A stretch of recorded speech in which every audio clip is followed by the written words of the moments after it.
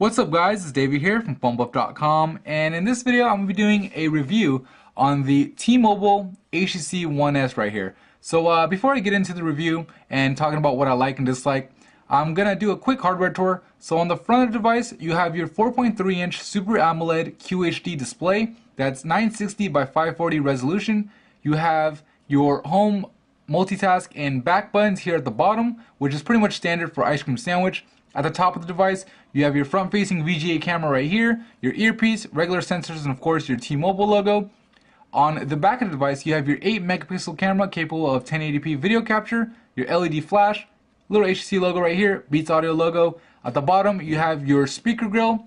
On the left side of the device, you have nothing but the micro USB charging port.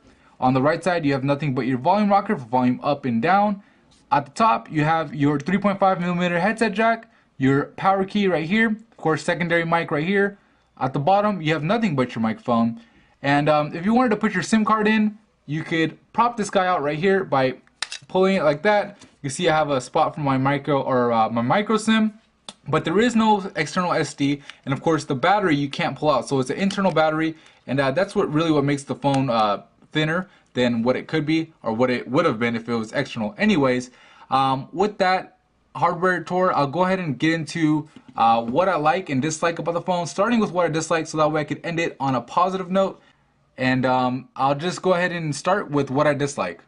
Alright, so one of the first things that I dislike about the HTC One S on T-Mobile is the screen. And I say that, mainly because it is T-Mobile's flagship phone. It's the best phone that they have on their lineup right now, and because of that, I just really expected an HD screen. I mean, T-Mobile is really the only carrier in the US that doesn't have an HD device. I mean, Sprint, Verizon, and AT&T all do. So that's definitely something that I'm not too happy with. It is a Super AMOLED screen. I mean, it is QHD, so it is a little bit higher resolution than that seen on the T-Mobile Galaxy S2. But again, it's not Super AMOLED Plus, so that's a knock on it. And also, I mean, with a pen tile display, you just really want to see an HD screen or a higher resolution to kind of hide the sub-pixel layout. But with that said, it's not that big of an issue. The screen, like I said, it is pretty good. I mean, I'm not too mad about it. I do enjoy it. It's just really, I just expected something better. But that's the first thing that I dislike. The second thing that I dislike about the HTC One S is the fact that it only has 16 gigabytes of internal storage. So as you can see, when I pull this guy out, or the top off, there's no slot for an SD card. So you're pretty much stuck with what you got. And there is services like Dropbox, which HTC has a partnership with, Google Drive if you wanted to store your files on Google servers. But it's just a shame to see that there wasn't an external SD card, and also only 16 gigabytes. And considering the fact that it is T-Mobile's flagship phone, I just expected more. But that's all I'm gonna say about that. And the last thing that really is surprising is the Beats Audio logo over here. I don't know if you guys can see it, but it's kind of fading already. I mean, I've only had the phone for a couple of weeks now, and that's probably mainly due to my case, which I took off for this review, but it's kind of chipping right here. It's kind of like painted on, while the screen, or I mean the hardware itself, you can scratch and you don't see anything on the actual body of the phone. The Beats Audio logo seems to be fading a little bit.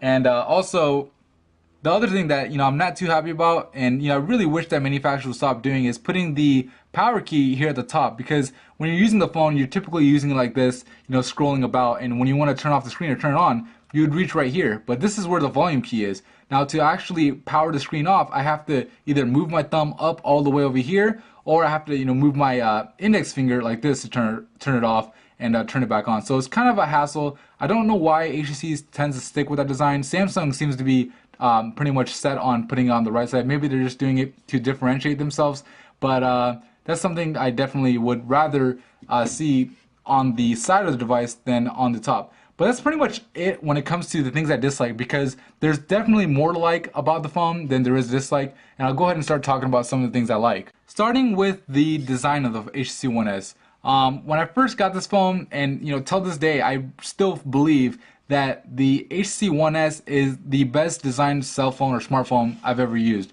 and probably the best out there. I mean, it's just super thin, only 8mm or less than 8mm thin. It's, I believe, 7.5.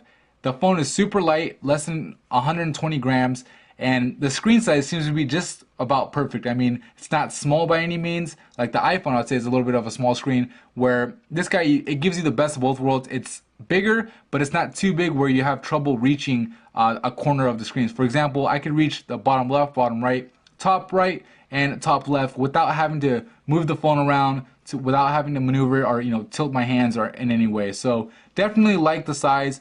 Definitely love the design. I mean, not just the size of it, but the actual way the device looks. You have the gradient gray.